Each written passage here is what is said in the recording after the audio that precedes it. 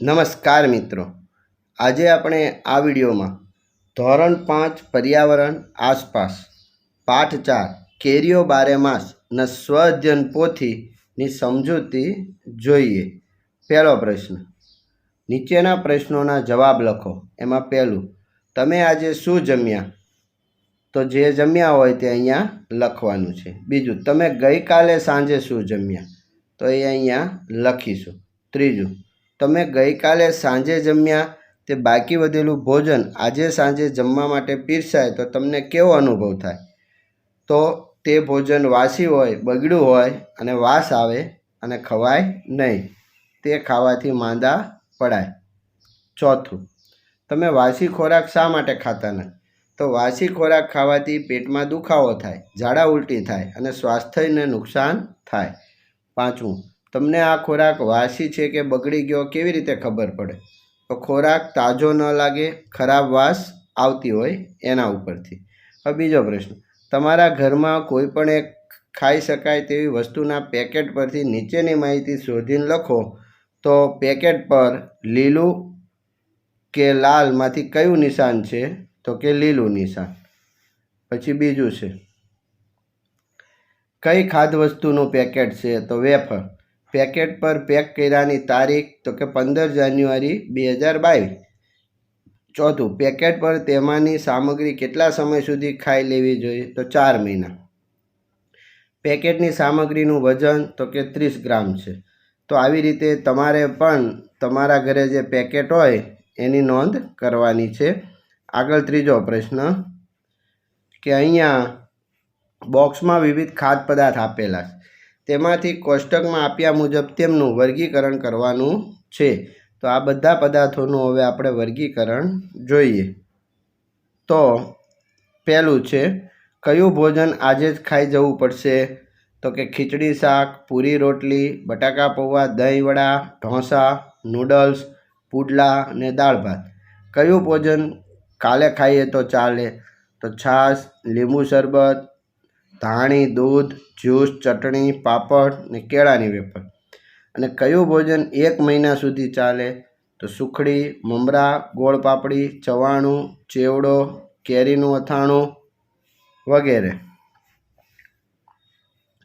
ચોથો પ્રશ્ન, નીચેની પ્રવૃત્તિ કરીને આપેલ પ્રશ્નોના જવાબ લખો। તો એમાં છે, આજે બનાવેલી થોડીક દાળ અથવા શાક એક નાની વાટકીમાં લ્યો અને જોઈ લો। સાંજે એને જુઓ અને ઘરમાં સાચવીને મૂકો, તેને ફેંકી ન દો। બીજે દિવસે સાંજે તેનું અવલોકન કરો। પહેલું, તમને વાટકીમાં દાળ શાક ભર્યું ત્યારે કેવું લાગ્યું? તો ગરમ। તમે ભર્યું ત્યારે શાક દાળની સુગંધ કેવી હતી? તો સારી હતી। ત્રીજું, સાંજે દાળ શાક ગરમ હતું ઠંડુ? તો કે ગરમ। સાંજે તેની ગંધ કેવી હતી? તો સ્વાદિષ્ટ। બીજી સાંજે દાળ શાક કેવું હતું? તો કે ઠંડુ। પછી છે પ્રશ્ન એ જોઈએ, બીજી સાંજે તેની ગંધ કેવી હતી? તો ખાટી વાસ આવતી। બીજી સાંજે તે કેવું દેખાતું હતું? તો ફિક્કું લાગતું હતું, તેના પર સફેદ ફૂગ હતી। હવે આ દાળ શાક ખાઈ શકાય? તો કે ના। પ્રશ્ન 5, તમારા વડીલને પૂછો અને જવાબ લખો। પહેલું, તમારા ઘરે કયા કયા અથાણાં બનાવવામાં આવે છે?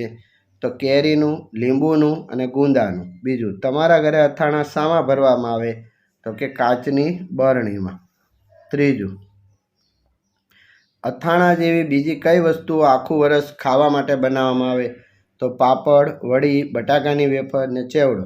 તમારા મમ્મી અથાણું બનાવતા કોની પાસે શીખ્યા? તો કે દાદી પાસે। પાંચમું, તમારા ઘરે કાચી કેરી, પાકી કેરીમાંથી ખોરાક માટે કઈ વસ્તુ બને? તો કાચી કેરીમાંથી ચટણી, અથાણું, મુરબ્બો અને મુખવાસ, અને પાકી કેરીમાંથી રસ, પાપડ, આઈસ્ક્રીમ, શરબત। પ્રશ્ન 6, તમને ભાવતું અથાણું, ચટણી, કાતરી, વેફર બનાવવાની રીત લખો। તો વેફર બનાવવાની સામગ્રી?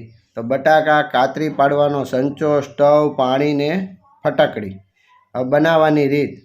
તો સૌ પ્રથમ બટાકાને ધોઈ લેવા, ત્યારબાદ બટાકાની છાલ કાઢવી, ત્યારબાદ બટાકાની સંચાથી કાતરી પાડવી, કાતરી પડાઈ ગયા પછી પાણી વડે સાફ કરવી, ત્યારબાદ ગરમ પાણીમાં બાફવા મૂકવી અને બફાઈ ગયા પછી તેને અગાસીમાં તડકામાં સૂકવી દેવી અને સુકાઈ જાય પછી એને ડબ્બામાં ભરી દેવી. આગળ પ્રશ્ન 7. નીચેના કોષ્ટકની વિગત ભરી પ્રશ્નોના જવાબ. પહેલું, એવી ખાદ્ય સામગ્રી જેને રાંધવામાં પાણીનો ઉપયોગ થતો હોય. તો કે શાક, દાળ, ભાત, ખમણ, ઢોસા, પાણીપુરી, ઇડલી, સંભાર, ઢોકળા, રોટલી. અને જેમાં પાણીનો ઉપયોગ ન થતો હોય. ચેવડો, ચીકી, મમરાન લાડુ, સિંગ ચણા અને ખજૂર પાક. હવે પ્રશ્ન, લાંબા સમય સુધી સાચવી શકાય તેવી ખાદ્ય સામગ્રી. તો ચેવડો, ચવાણું, સુખડી, અથાણું, છૂંદો. અને ઝડપથી બગડી જાય તેવું. તો ચટણી, દહીં, દાળ ભાત, ખીચડી, ખમણ, ઢોકળા, બ્રેડ. ત્રીજું, અમુક ખોરાક ઝડપથી બગડી જાય જ્યારે અમુક ખોરાક લાંબો સમય સુધી સાચવી શકાય. આવું કેમ?